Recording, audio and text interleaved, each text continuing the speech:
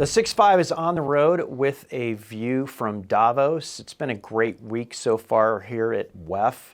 And WEF is really a unique event opportunity. It really melds business with tech, regulation, government officials. And I would say first and foremost, Dan, the conversation is about AI. Like how do we increase economic opportunities? A lot of discussion about regulation. It's been a good show so far. Yeah, we're at that moment, that inflection where we're trying to extrapolate the value, right? We've seen a lot of investment go in. We're hearing about more investment going in, hundreds of billions of dollars to build out more data centers. We know the data center revolution is going on. We're getting, kind of moving from, I call it the CPU era to the GPU era. But now people are kind of saying, okay, we've put all this money and invested all these dollars to build out infrastructure. How does our business, how does our organization, how do we as a country derive value from this? That's right. And what makes up countries are businesses, consumers, and enterprises, and they need help, right? Deriving ROI from all this investment that they're making. And a lot of times they have to look to services company. And I'd like to it's a great entree to introduce Ken, who runs the services division for Lenovo. Ken, great to see you. Happy to see both of you, my friend here. By the way, thank you. I think you give a very good cookbook for how to keep fit in Davos, right? I see a lot of followers, and when I bump into some of my friends, they read your post, right? And how to make sure we don't get drunk at night, how to walk in the morning in the dark, find a nice gym in Davos. Thank you. Well, this is the no fun Pat, but anyways, so this is my first trip here, and I'd like to maybe start it off by, we're halfway into the event, and you had a certain set of objectives coming in. There's reasons that you come in. Are you achieving what you wanted to here? Oh, well, definitely. I think a couple of things to learn and to interact and to collaborate. I think I cannot find a better platform like this one and this week to see friends, to meet with old friends and build network, right? So I think I would say overachieve what I expected. Excellent. And I have a good run over weekend in St. Maurice, right? There we go. Yeah, that was a last minute thing, by the way. Right, I love it. Well, yeah, I mean, we talk a lot about infrastructure, Ken, and your remit is driving a very large business for Lenovo, but also it is a growth area for Lenovo, right? Many of us every day open our laptops, including me, and we're using Lenovo, but some people don't fully, I think, appreciate the entire span and portfolio and your role. Make that happen. Talk a little bit about how you're kind of seeing that AI transition and the opportunity that all this infrastructure investment is creating for services and solutions.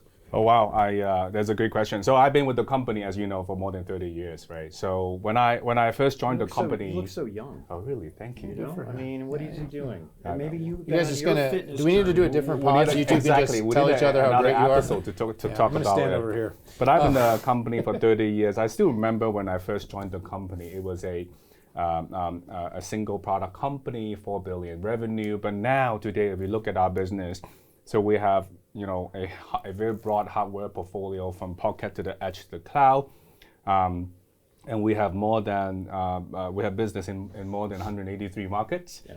Right. Our annual revenue is more than 60 billion, and the most important thing is as we interact with our customer, I think there's a lot of saying, hey, Lenovo, you guys have been providing all the hardware that we need, but we need more. We need more outcomes, right? So a logical, you can call it adjacency or a logical extension of our business is to look at how can we put together all the hardware, software, and services and solutions that we have and to create outcome for our customer. And this is why about more than 4 years ago, we set up the Solution and Services Group.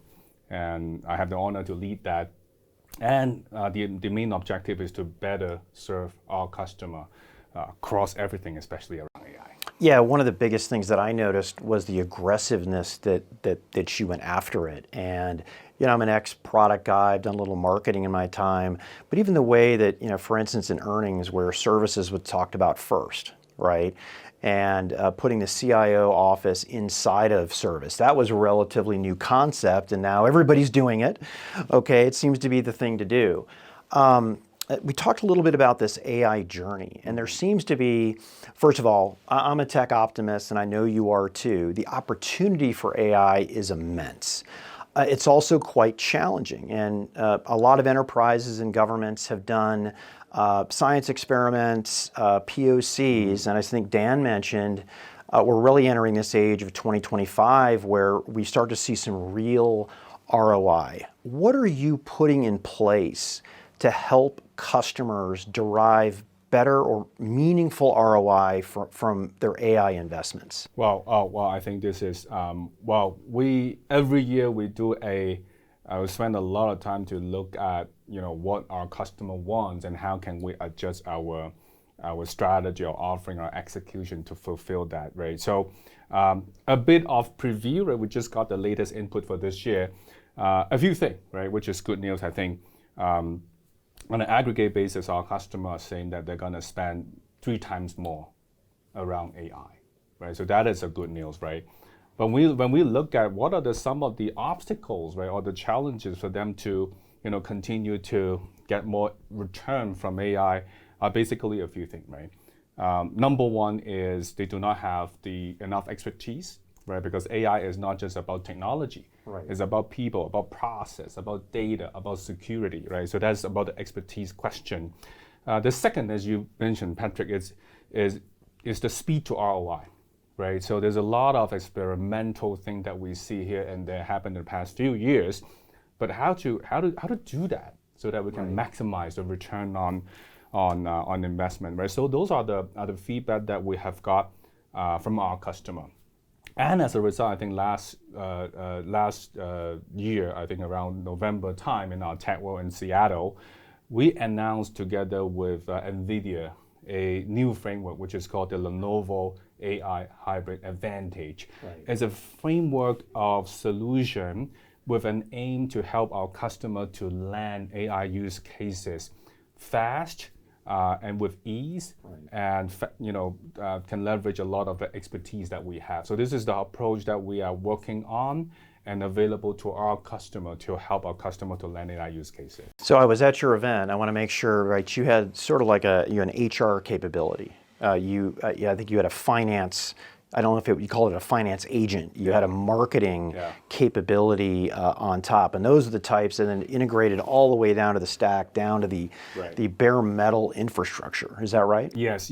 There's a lot of things that we have built, right? So one is from a hardware perspective, we make sure the reference architecture with NVIDIA to maximize the performance of any AI workload, right? So this is on the infrastructure level, and at the same time, from a building agent perspective, right? We work with NVIDIA to look at how can we integrate NIM in our reference architecture, right? So those are technology. Right.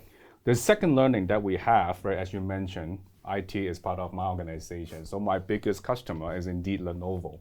So there's a lot of internal use cases that we have POC and eventually able to scale for Lenovo. And I think there are a few learning. One is you got to make sure the basics are there, right? So the data is there, and most importantly is beyond technology, the change management, the people, the guardrails that we have to put around. And the second one is be specific.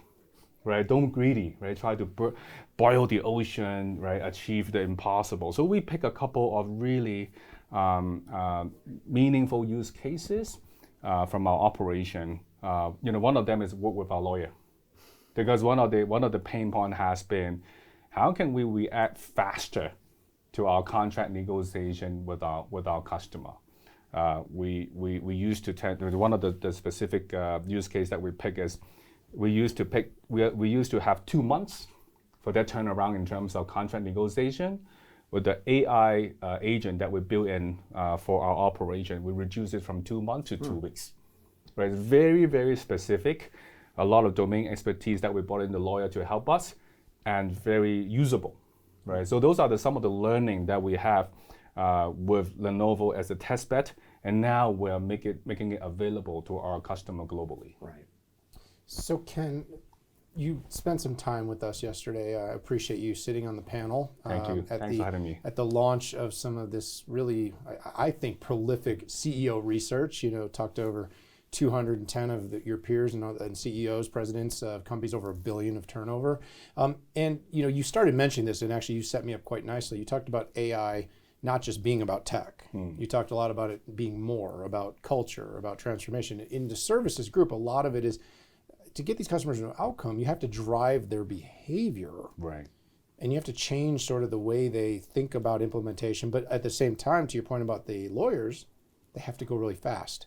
How are you sort of, as you sounds like you're customer zero, so Lenovo is customer zero. How are you sort of proving that as customer zero and then seeing that scale out to the rest of your customer base in terms of driving them to adopt? Yeah. Because the investment's just the very first part. Yeah. Well, so two things, right? I think, thanks for having me there yesterday.